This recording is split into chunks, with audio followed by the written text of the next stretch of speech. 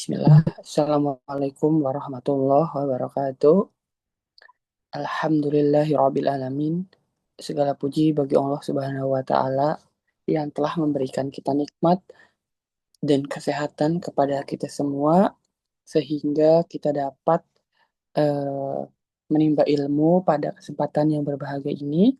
Selawat serta salam semoga selalu tercurahkan kepada junjungan kita Nabi Muhammad SAW beserta keluarga, sahabat, dan seluruh umat pada eh, akhir zaman ini.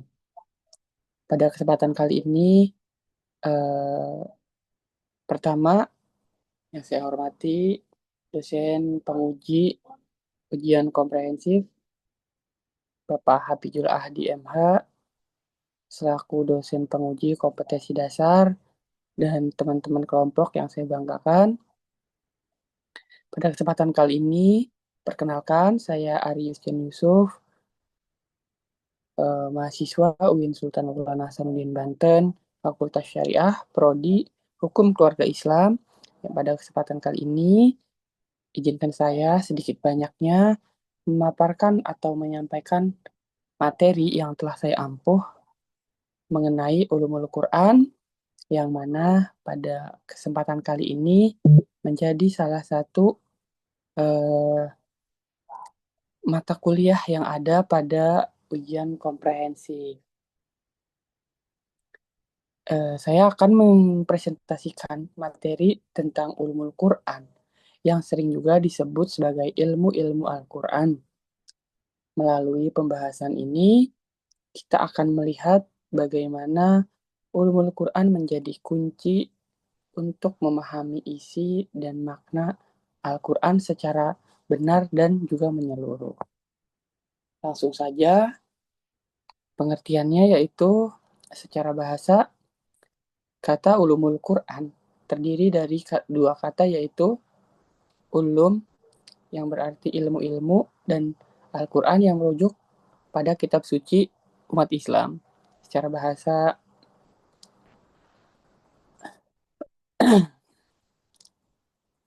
menurut Qothan menyebutkan bahwa ulumul Quran mencakup semua ilmu tentang asbabun nuzul, kodifikasi, dan susunan ayat-ayat Al-Quran. Menurut Muhammad Abdul Ajhim Al-Jarakani menjelaskan juga bahwa ulumul Quran membahas secara turunnya wahyu, penulisan, bacaan, tafsir, dan juga hal-hal yang menolak keraguan terhadap Al-Quran.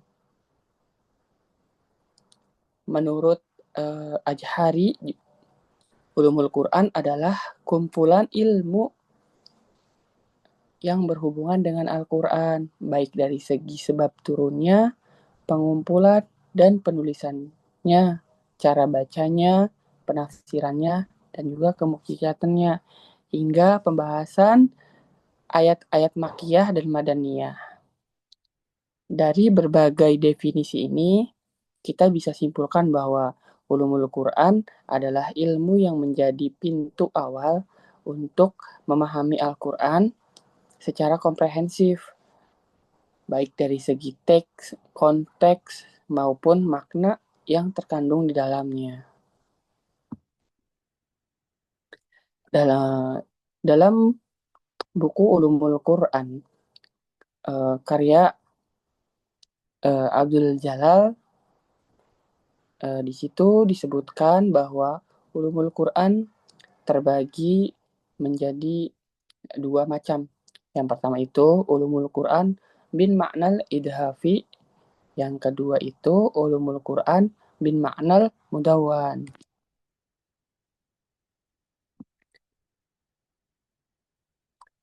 Pertama itu penjelasan mengenai ulumul Quran bin maknal idhafi atau al-laqabi, yaitu sekumpulan ilmu yang membahas berbagai aspek tentang Al-Quran, namun masih berdiri sendiri. Contohnya meliputi ilmu tafsir yang menjelaskan makna ayat-ayat Al-Quran, ilmu rasmil Quran yang membahas tentang penulisan mushaf. Yang ketiga itu ilmu qiraat tentang berbagai cara membaca Al-Quran. Terus juga ada ilmu Gharibul Quran yang mengkaji kata-kata langka atau sulit dalam Al-Quran. Terus juga ada ilmu Irabil Quran yang mempelajari struktur dan kedudukan kata dalam bahasa Arab.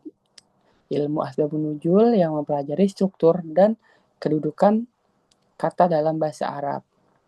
Sedangkan Ulumul Quran bin Ma'nal Mudawwan ini merupakan jenis yang sudah terintegrasi.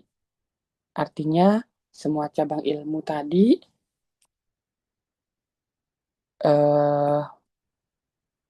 disatukan dalam satu bidang besar yang membahas Al-Quran secara menyeluruh. Di dalamnya dibahas seperti proses turunnya wahyu, pengumpulan mushaf, penulisan, bacaan, tafsir, dan kemujizatan. Singkatnya, Ulumul Quran Idofi itu terpisah-pisah, sedangkan makna Ulumul Quran Mudawwan itu sudah menyatukan semuanya dalam satu ilmu yang utuh.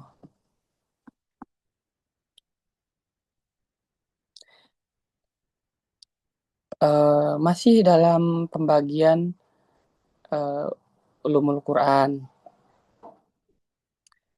Tadi sudah disebutkan beberapa contoh dari pembagian tersebut, akan tetapi jika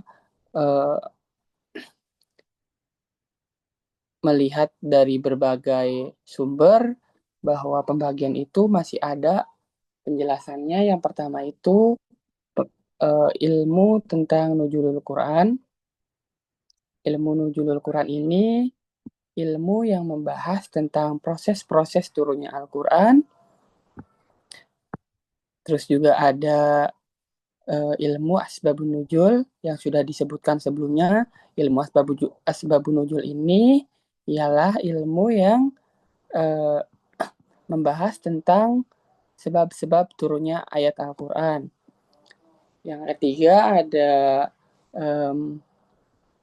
ilmu Makkiyah dan Madaniyah. Ilmu Makkiyah dan Madaniyah ini ilmu yang membahas klasifikasi ayat berdasarkan waktu dan tempat turunnya, apakah di Mekah atau di Madinah. Yang keempat ada ilmu Nasikh wal Mansukh, yaitu ilmu yang membahas ayat yang menghapus nasikh dan yang dihapus hukumnya, yaitu mansikh. Yang kelima ada ilmu Fawatius Suwar. Ilmu Fawatius Suwar ini ilmu yang mempelajari huruf-huruf pembuka surah seperti Alif Lam Mim dan Yasin. Yang selanjutnya ada ilmu Munasabah. Ilmu Munasabah merupakan ilmu yang membahas keterkaitan antara ayat dan surah dalam Al-Quran. Terus juga ada ilmu muhkam dan musayabihat. Ilmu muhkam dan musayabihat ini merupakan ayat-ayat yang maknanya jelas yang disebut muhkam, sedangkan musayabihat itu ayat-ayat yang maknanya tidak langsung dimengerti tanpa penjelasan tambahan. Terus juga ada ilmu Ijazul Quran. Ilmu Ijazul Quran ini ilmu yang membahas tentang kemukjizatan Al-Quran, baik dari segi bahasa, hukum, ilmu pengetahuan maupun susunannya. Terus juga ada ilmu Qasasul Quran. Ilmu Qasasul Quran ini ilmu yang membahas tentang kisah-kisah dalam Al-Quran, baik kisah para nabi maupun umat terdahulu. Terus juga ada ilmu Amtasul Quran. Ilmu Amtasul Quran ini kajian ilmu yang membahas tentang perumpamaan amtasil dalam Al-Quran yang digunakan untuk menjelaskan makna secara kiasan.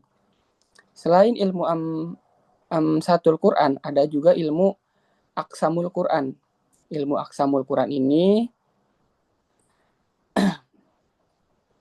ilmu yang membahas tentang sumpah-sumpah dalam Al-Quran, di mana Allah bersumpah dengan makhluknya untuk menunjukkan keagungan atau pentingnya sesuatu.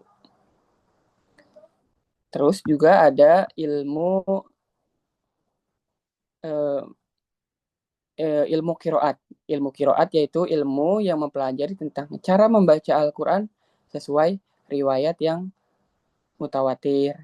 Terus juga ada ilmu Rasmul Quran, teman-teman. Ilmu Rasmul Quran ini yaitu tata cara penulisan mushaf, baik dari segi hukum, dari segi huruf, maupun bentuk penulisan yang khas. Yang terakhir itu ada ilmu tafsir. Ilmu tafsir ialah ilmu yang menjelaskan makna-makna ayat Al-Quran sesuai dengan kaidah bahasa Arab, konteks, dan juga sebab turunnya. Selanjutnya yaitu dalil ulumul Quran. Yang pertama itu ada di Quran Surat Al-Baqarah ayat 185 yang bunyinya Bismillahirrahmanirrahim. Sahru Ramadan alladzina unzila fihil Qur'an huda linnasi wa bayyinatin minal huda wal furqan. Faman syahida minkumus sahra falyasum wa man kana marido aw ala safari fa'idatu min ayatil ukhra. Yuridullahu bikumul yusra wa la yuridu bikumul usra walitukmilu iddata walitukabirullaha ala ma hadakum wa la'allakum tashkurun. Yang artinya, bulan Ramadan adalah bulan yang di dalamnya diturunkannya Al-Quran sebagai petunjuk bagi manusia dan penjelasan-penjelasannya mengenai petunjuk itu serta pembeda antara yang hak dan yang batil. Oleh karena itu, siapa di antara kamu hadir di tempat tinggalnya atau bukan musafir, pada bulan itu berpuasalah. Siapa yang sakit atau siapa yang sakit atau dalam perjalanan lalu tidak berpuasa, maka wajib menggantinya sebanyak hari yang ditinggalkannya pada hari-hari yang lain. Allah menghendaki kemudahan bagimu dan tidak menghendaki kesukaran. Hendaklah kamu mencakupkan bilangannya dan mengagungkan Allah atas petunjuk-petunjuknya yang diberikan kepadamu agar kamu bersyukur. Dalil yang kedua itu Quran Surat Shad ayat 29. Bismillahirrahmanirrahim. Kitabu anjalnahu ilaika mubarakul yaddabaru ayatihi waliyatadakaru ulul albab. Ya, artinya Al-Quran ini adalah kitab yang kami turunkan kepadamu, Nabi Muhammad, yang penuh berkah supaya mereka menghayati ayat-ayatnya dan orang-orang yang berakal sehat mendapatkan pelajaran.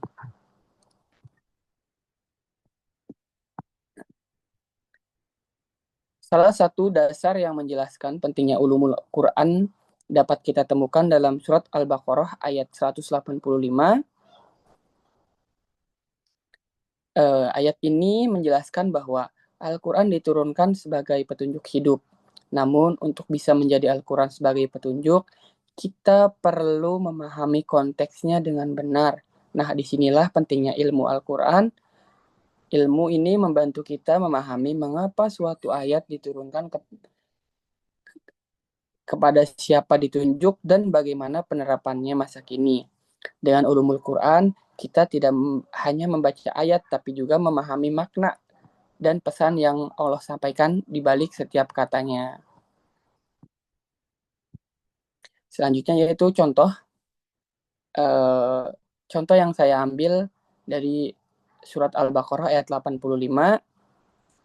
Ayat ini berisi tentang kewajiban berpuasa di bulan Ramadan dan juga menjelaskan bahwa Al-Quran pertama kali diturunkan pada bulan Ramadan sebagai petunjuk bagi manusia.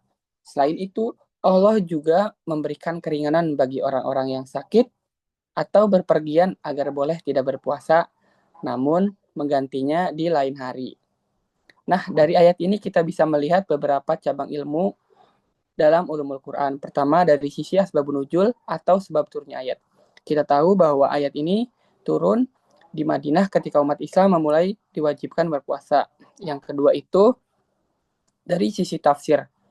Para ulama menjelaskan makna ayat ini tentang puasa, turunnya Al-Quran di bulan Ramadan, dan hikmah di baliknya. Yang ketiga itu ada dari sisi ahkamul Quran. Ayat ini berisi hukum syarat yaitu kewajiban berpuasa bagi yang mampu dan keringanan bagi yang tidak mampu.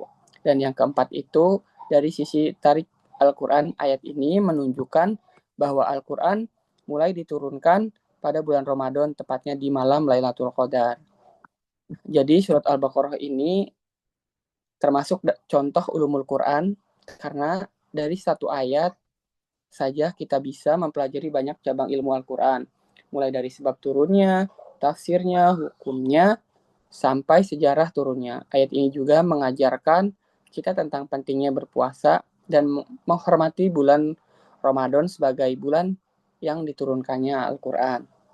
Sebagai kesimpulan, ulumul Quran adalah ilmu yang mempelajari segala hal tentang Al-Quran, mulai dari sebab turunnya, penulisannya, cara membacanya, hingga bagaimana memahami maknanya dengan benar. Ilmu ini sangat penting agar kita tidak hanya membaca ayat-ayat Allah, tapi juga menyerap maknanya, memahami hikmahnya, dan mengamalkannya dalam kehidupan sehari-hari. Semoga dengan mempelajari ulumul Quran, kita semakin mencintai Al-Quran dan menjadikannya pedoman hidup kita di dunia dan di akhirat. Sekian presentasi yang bisa saya sampaikan. Mohon maaf apabila masih banyak kekurangan dalam penyampaian materi. Wassalamualaikum warahmatullahi wabarakatuh. Waalaikumsalam warahmatullahi wabarakatuh.